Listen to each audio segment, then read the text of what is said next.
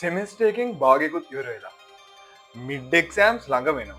Programming problem 1 එක ළඟ වෙනවා. ඇත්තටම මොරටුවේ ෆස්ට් සෙම් ඔයාලට දැන් නම් ඔළුව උස්ස ගන්න බැරි තරමට වැඩ වැඩි කියලා හිතෙනවා. ඒ වගේම ෆස්ට් සෙම් එක්සෑම් එකෙන් ඔයාගේ රෑන්ක් එක අඩුම තරමේ පළවෙනි 400ටවත් ගන්න ටාගට් එකක් ඇති. නැත්නම් සමහර විට CSE, ENTC නැත්නම් බයෝමෙඩිකල් වගේ ටිකක් හයි රෑන්කින් ඩිපාර්ට්මන්ට්ස් වලට යන්න ඔයාලා ආසාවෙන් ඇති. හැබැයි අර මං කිව්ව වැඩ ගොඩත් එක්ක මේ එක්සෑම් එකට තව තියෙන සති 7-8ක් තියෙන පොඩි කාලෙත් එක්ක ඔයාලා ගොඩක් ස්ට්‍රෙස් එකේ ඇත්තේ මේ වෙනකොට කොහොමද මම මේ ෆස්ට් සෙමෙස්ටර් එක ගොඩ දාන්නේ කියලා. අද මේ වීඩියෝ එකෙන් කරන්නේ මගේ එක්ස්පීරියන්ස් එකත් එක්ක කොහොමද ඔයාලට ඔය ෆස්ට් සෙම් එක්සෑම් එක ඔයාලගේ හිතේ තියෙන රිසල්ට් එක දාලා සමහරට බැච් ටොප් කෙනෙක් නැත්නම් පළවෙනි බැච් එකේ 200 දෙනා අතරට එන්න වැඩ කරන්නේ කොහොමද කියලා දෙන්නේ. මම ඉඳුර ඉලුක් කුමර මම 22 බැච් එකේ දැන් ENTC ඩිපාර්ට්මන්ට් එකේ ඉගෙන ගන්නවා. මගේ ෆස්ට් සෙම් එකේ GPA එක තිබ්බේ 3.96යි. ඒ කියන්නේ A+3යි A2යි A- එකක් ඉලෙක්ට්‍රිකල් වල. මම මේ වීඩියෝ එකෙන් කියන්න හදන්නේ මම අර ඉලෙක්ට්‍රිකල් වලට A- එක ගන්න මට වෙච්ච මිස්ටේක්ස් ටික ඒ මිස්ටේක්ස් ඔයාලා හදාගන්නේ කොහොමද? ඔයාලා මේ මිස්ටේක්ස් නොකර මම කරපු හොඳ වැඩ කරලා කොහොමද ඔයාලට අතරම ඕනනම් බෙස්ට් ඔෆ් කෙනෙක් වෙන්න උනත් මේ ක්‍රමයෙන් පුළුවන්. කැම්පස් එකේ එක්සෑම් එකේ වෙනස තමයි ඔයාලට කිසිම වෙලාවක ෆුල් එක්සෑම් එක නැත්නම් රිටන් එක්සෑම් එකෙන් විතරක් නෙවෙයි ලකුණු දෙන්නේ. ඒතකොට හැම මොඩියුල් එකේම කන්ටිනියස් ඇසෙස්මන්ට්, ප්‍රැක්ටිකල් සහ රිටන් එක්සෑම් කියන කොටස් ටික තියෙනවා. ඉතින් ඔයාලා හැමෝටම වගේ සබ්ජෙක්ට්ස් 6ක් තියෙනවා. EM, TML කට්ටියට චුට්ටක් වෙනස් වෙනවා. සබ්ජෙක්ට් 7ක් තියෙන කට්ටිය ඉන්නවා, 8ක් තියෙන කට්ටිය ඉන්නවා. හැබැයි සාමාන්‍යයෙන් ගත්තොත් කෝ සබ්ජෙක්ට්ස් 6ක් ඔයාලට තියෙනවා. ඉතින් මේ කෝ සබ්ජෙක්ට්ස් 6න් දෙකක් ක්‍රෙඩිට් 3යි. ඔයාලා දන්නවා ඇති මැත්ස් සහ ප්‍රෝග්‍රෑමින් කියන දෙක ක්‍රෙඩිට් 3යි. අනික හැම එකම ක්‍රෙඩිට් 2යි. ඉතින් ඔන්න ඔය කතන්දරත් එක්ක මේ කන්ටිනියස් ඇසෙස්මන්ට් සහ රිටන් එක්සෑම් දෙකම කොට දැම්මොත් තමයි ඔයාලට A එකක් නැත්නම් A+ එකක් දාන්න පුළුවන් වෙන්නේ. ඉතින් අපි කතා කරමු සාමාන්‍යයෙන් මොනවද අපිට තියෙන කන්ටිනියස් ඇසෙස්මන්ට් වර්ග, ඒවා කොහොමද ගොඩ දාගන්නේ සහ ඒකේ වැදගත්. ඉතින් කන්ටිනියස් ඇසෙස්මන්ට් කියන්නේ පට්ටම වැදගත් දෙයක්. හරි. කන්ටිනියස් ඇසෙස්මන්ට් කියන්නේ ඒකට 100න් 100ම ගත්තොත් ඒ කියන්නේ සාමාන්‍යයෙන් 130ක් කන්ටිනියස් ඇසෙස්මන්ට් තියෙන සබ්ජෙක්ට් එක 130ක් ඔයා 130න් 130ම ගත්තොත් කන්ටිනියස් ඇසෙස්මන්ට් වලට ඔයාට රිටන් එක්සෑම් එක ගොඩක් ලේසි වෙනවා ඒකක් ගන්න යන ගමනදී. ඒ නිසා මම කියන්නේ කන්ටිනියස් ඇසෙස්මන්ට් නම් ඔයාලා 100%ක්ම කරන්න ඕනේ. ඉතින් අපි අමාරු පිළිවෙලට පල්ලෙහාට එමු. මොනවද කන්ටිනියස් ඇසෙස්මන්ට් තියෙන අමාරු මේවා මොනවද ලේසි මේවා එක එක සබ්ජෙක්ට් ගැන අපි කතා කරමු. අතරම දැන් මුලින්ම අමාරුම කන්ටිනියස් ඇසෙස්මන්ට් සෙට් එක තියෙන්නේ ප්‍රෝග්‍රෑමින් ෆන්ඩමෙන්ටල්ස් වල. ඉතින් ඔයාලා දන්නවා PP1 PP2 ඊට පස්සේ ලැබ්ස් 6ක් තියෙනවානේ. එතකොට ඔය විදිහට ඔයාලට තමයි ග්‍රේඩ්ස් එන්නේ. ඉතින් මම දන්නවා ඔයාලට සමහර විට ගොඩක්ම වද දෙන්න දෙයක් වෙනදී සතියකට පාරක් ලැබ් එකක් ගන්න දෙනවා. ගැහුව නැත්තම් අවුල් වෙනවා, ෆ්ලෝ chart අඳින්න තියෙනවා, කොපීට් කියලා වැදෙනවා. ඔය වගේ ප්‍රශ්න නිසා ඔයාලට සමහර විට ලැබ්ස් ගැන පොඩි නරක මතයක් ඇති. සහ ඒ වගේම ඔයාලා දන්නවා තව සතියකින් ඔයාලට PP1 එනවා. එතකොට PP1 එකට තාම ලෑස්ති වෙලා නැහැ. කිසිම ප්‍රෝග්‍රෑමින් බෑ එන ප්‍රශ්න ගොඩක ඉන්නවා වෙන්න පුළුවන්. හරි. අවුලන්නේ අපි මුලින්ම ඒක ගැන කතා කරලා අනිත් ඒවාගේ කන්ටිනියස් ඇසෙස්මන්ට් ගැන කතා කරලා මේ ටිකේ හැම එකේම ෆයිනල් එක්සෑම්ස් ගැන කතා කරමු. ඉතින් සමහර විට මට පුළුවන් මේ ෆයිනල් එක්සෑම්ස් කාලේ වෙද්දී තව ටිකක් ඩීටේල් වීඩියෝ එකක් ගේන ෆයිනල් එක්සෑම්ස් ගැන මම දැන් මේ වීඩියෝ එකෙන් කතා කරන්නේ ඊතුරු සති කීපෙදී ඔයගේ කන්ටිනියස් ඇසෙස්මන්ට් කොට දාගෙන සහ පාඩම් කරන මෙතඩ් එකෙන් ෆයිනල් එක්සෑම් එකට කොහොමද ගොඩාක් රෙඩි වෙන්නේ ගොඩක් ලං වෙන්නේ ඒ 6කට කොහොමද ගොඩක් ලං වෙන්නේ කියන එක තමයි මම දැන් නම් කතා කරන්න බලාපොරොත්තු වෙන්නේ.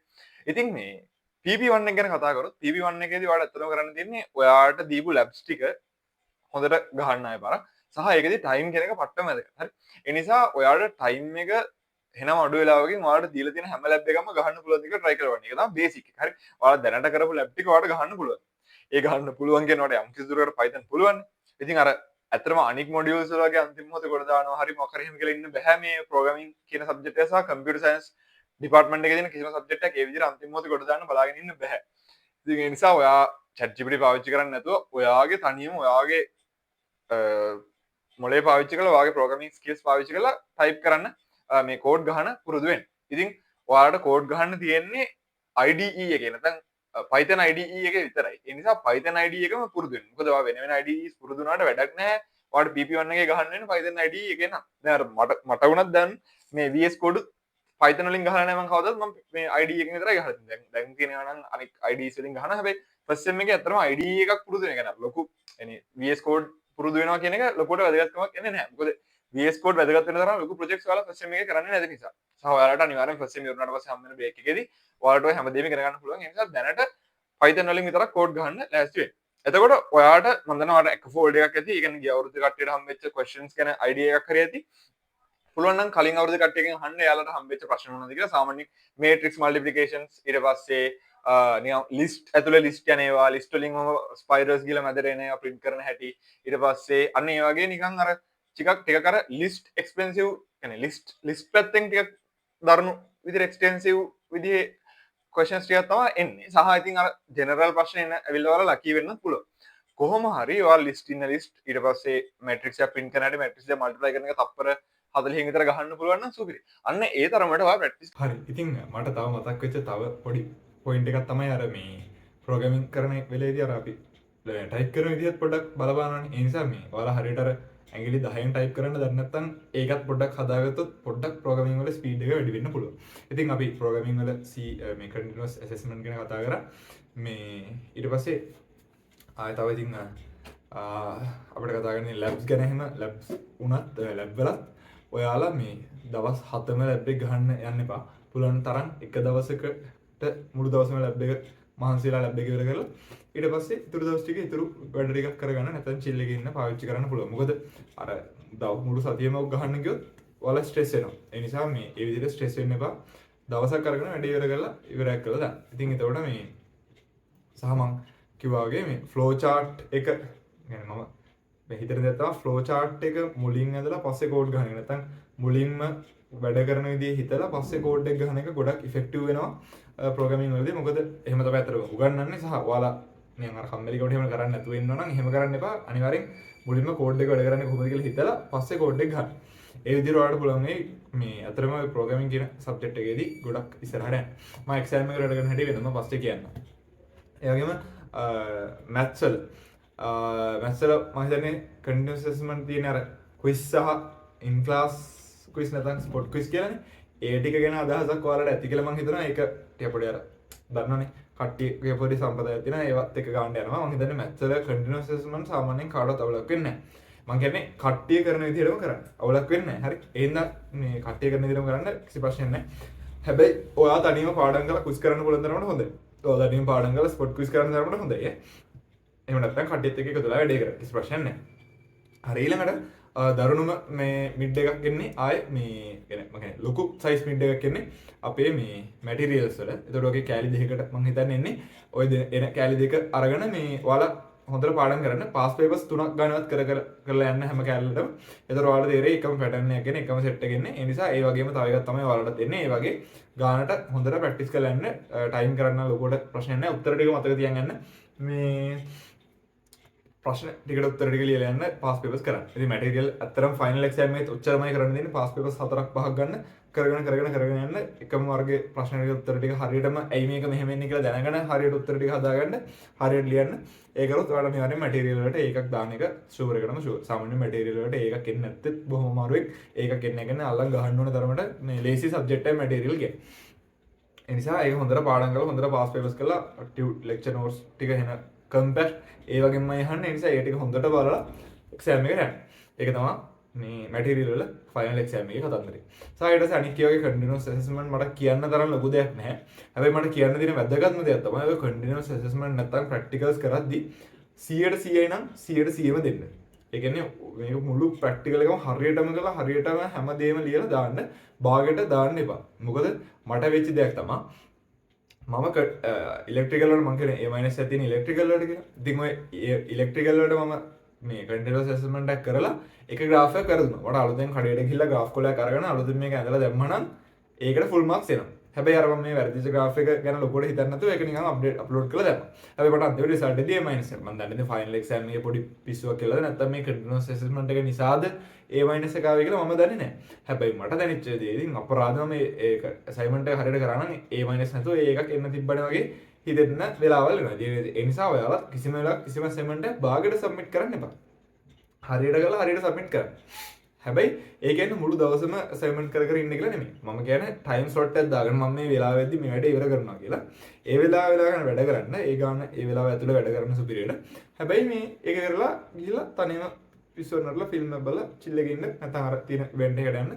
ඒව කරන්න. අනිවාර්යෙන් ඒව කරන්න. ෆස්ට් සෙමස්ටර් කාලේ හැමෝටම වැඩ කරන්න වෙලාව තියෙනවා. දැන් අපි බැච් එකෙන් පිටිසක් කරා, ඊට බැච් එකෙන් විභව ප්‍රතිභා කියලා ටැලන්ට් ෂෝ එකක් කරා. ඔයාලා සමහරවිට බැච් එක විතර මොනවා එකතුලා කරන්නේ නැත්නම් එහෙම මොන්නේ කරේ. මම දන්නේ ඔයාලා මොන බැච් එක වුණත් මේක බලන්න 23 කෙනෙක් කරේ, 24 කෙනෙක් කරේ, 25 කෙනෙක් කරේ ඕන කෙනෙක් වෙන්න පුළුවන්. කිසි ප්‍රශ්නයක් නැහැ මේ. කොහොම හරි චිල් එකේ ඉන්න වැඩ ටික කරන්න.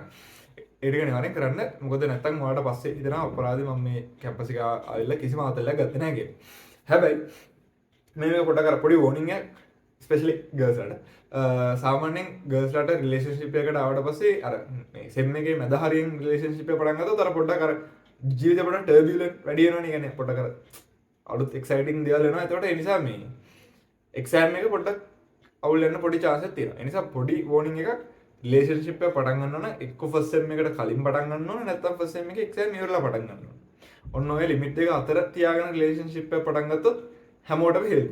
ඒක සාමාන්‍යයෙන් කොල්ලන්ට නම් ලොකු අවුලක් වෙන්නේ නැහැ. හැබැයි ගෑනු ළමයින්ට සමහර බන්දකට තියෙනවා රිලේෂන්ෂිප් එක පටන් ගත්ත නිසා සමහර විට රිසල්ට් අඩු වෙච්ච ගෑනු ළමයි ඉන්න පුළුවන්.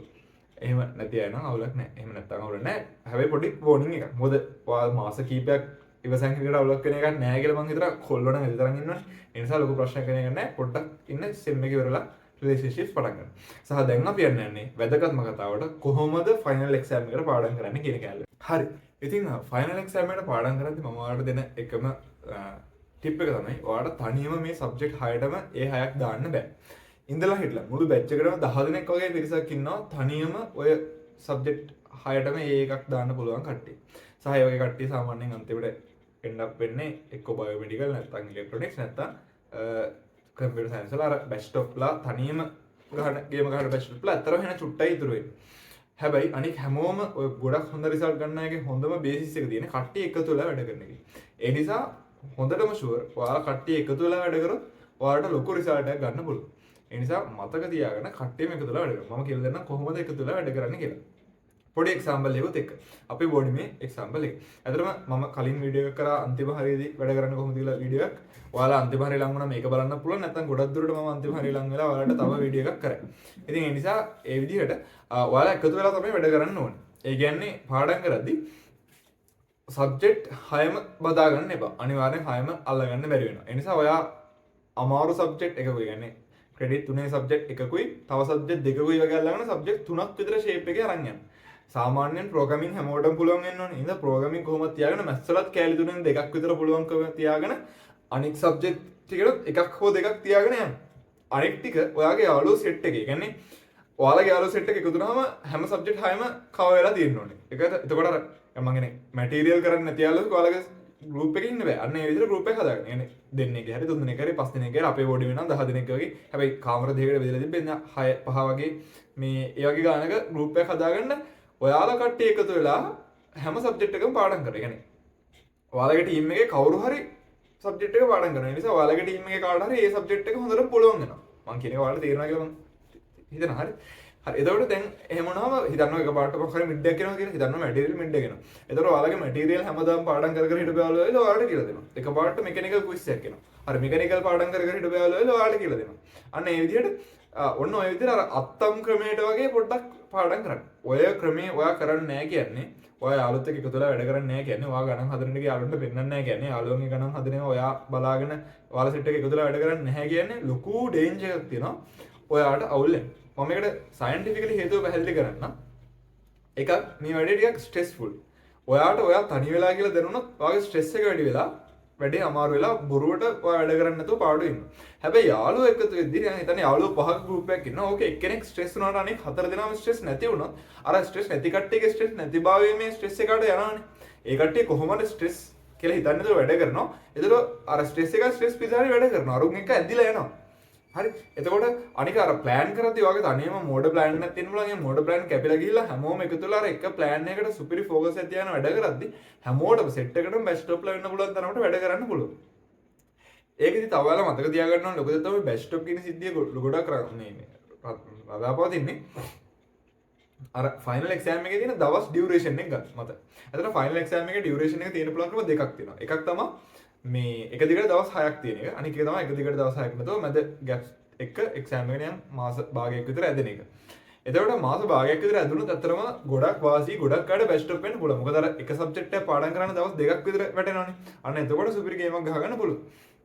හැබැයි ඇත්තටම ඔයාගේ සබ්ජෙක්ට් එකේ එක්සෑම්ස් ටික වැටෙන්නේ එක දිගට දවස් 6ක 6 නම් ෂුවර් එකටම ඔයාලා දැන් ඉඳන්ම පාඩම් කරන්න පටන් ගන්න වෙනවා. අඩුම තරම අන්තිම මාසෙවත් පාඩම් කරන්න වෙනවා. අන්තිම මාස දෙකවත් පාඩම් කරන්න වෙනවා. ඒ කියන්නේ ඔයාලා අතර මිඩ් එක්සෑම්ස් මිඩ් බ්‍රේක්ස් ඉවරලා PP1 එහෙම ඉවරලා පාස් පේපර්ස් කරන්න පටන් ගන්න එක පට්ටම ඇඟට ගුණයි. හැම සබ්ජෙක්ට් එකේ පාස් පේපර්ස් කරන්න. ඒ කියන්නේ ප්‍රෝග්‍රෑමින් වල පාස් පේපර්ස් කරන්න. එතකොට ඔයාලට අන්තිම හරියදී ප්‍රෝග්‍රෑමින් පාඩම් කරන්න දෙයක් නැති වෙලා යනවා. පාස් පේපර්ස් වල එක්ස්පීරියන්ස් එකෙන් ඔයාලට අලුත් පේපර් එකක් කරන්න පුළුවන් වෙනවා. ඊට පස්සේ ඔයා මැටීරියල් වල පාස් පේපර්ස් කරන් යන්න. මැටීරියල් වල පාස් පේපර්ස් කරගෙන අන්තිම මොහොතේ පාඩම් කරන්න දෙයක් නැති වෙලා යනවා. පාස් පේපරෙන් එහෙම ෆ්ලෝ එක යනවා. ෆ්ලුයිඩ් කියන්නේ පාස් පේපර්ස් පේපර් එකක් ෆ්ලුයිඩ් පේපර් හොයාගෙන කරන්න. පාස් පේපර්ස් කියන්නේ එහෙමමයි 2016 17 වුණත් එකම පේපර් ටික දැන් යන්නේ ප්‍රශ්න වෙනස්. හැබැයි කන්සෙප්ට්ස් එකයි ඊක්වේෂන් චුට්ටක් මතක තියාගෙන ඒවා ඇප්ලයි කරන්න විතරයි තියෙන්නේ. ඒ නිසා ෆ්ලුයිඩ් ටිකක් පාස් පේපර්ස් කරන් යන්න. ඊට පස්සේ මෙකැනිකලුත් එහෙමයි හැම එකම එහෙමයි. හරි පාස් පේපර්ස්ම තමයි. මැත්ස් තමයි පොඩ්ඩක් කේස් එක ගන්න. මොකද එක එක අවුරුදු වල කට්ටියට සමහරුන් MCQ තිබ්බා අපිට MCQ පල්ලෙහාට essay MCQ essay mix තිබ්බා. හරිම අමතුයි මැත්ස් එක ඒත් ස්ටිල් හොයාගන්න පුළුවන් තරම් පේපර් හොයාගෙන කරන් යන්න පටන් ගන්න මිඩ් බ්‍රේක් එක ඉවරලා වැඩ කරන්න පටන් ගත්තා. එතකොට මිඩ් බ්‍රේක් ඉවරලා පටන් ගද්දි මේ පාස් පේපර්ස් බේස් කරගෙන ඔයාට උගන්නපු ඒවා පුළුවන්ද කියලා පරණ ඒ කියන්නේ ෆස්ට් හාෆ් එකේ ඒවා පුළුවන්ද කියලා බලන ගමන් අලුත් ඒ වගේ පුළුවන් වෙන ප්‍රශ්න ටික කරා.